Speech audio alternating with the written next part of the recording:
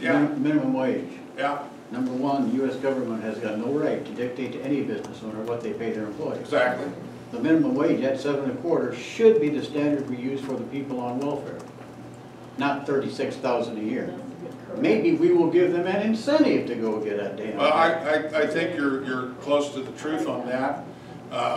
I will tell you in 2006, I became famous in the Iowa legislature because when I was up in Sioux City, local television station came and asked me what I thought about the Iowa legislature raising the minimum wage incrementally. What was it, 5.75 to 7.25, whatever it was. And I said, well, that's feel-good legislation, and I assure you with every increment that the minimum wage is raised, unemployment in the state of Iowa will go up. And it did. But the Democrats really got mad at me and called me by name, and a lot of names, on the floor of the Iowa House and the Iowa Senate. Frankly, I wear that as a badge of honor today because I was right. The minimum wage is a form of taxation. There is a reason to have a starting wage in areas where they have monopolistic employers. And let me give you an example. If you live, let's say you don't have your 16-year-old kid, you have a car and you don't have enough money. Let's say you live, let me come up with a good example. Let's say you live in Akron, Iowa, over on the Missouri River up there.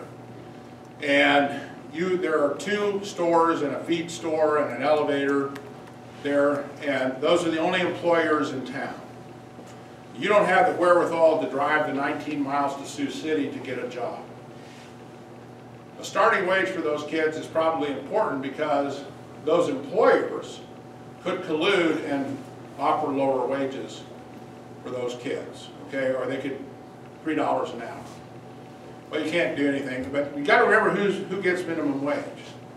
1.2% of the workforce, and the majority of that 1.2% are men, 16 to 25, that live at home.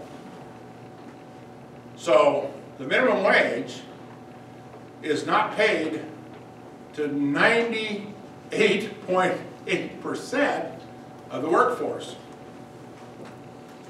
So I don't think we should, to get back to the point, I don't think the U.S. government should talk about minimum wage, because every time you raise the minimum wage, you increase unemployment.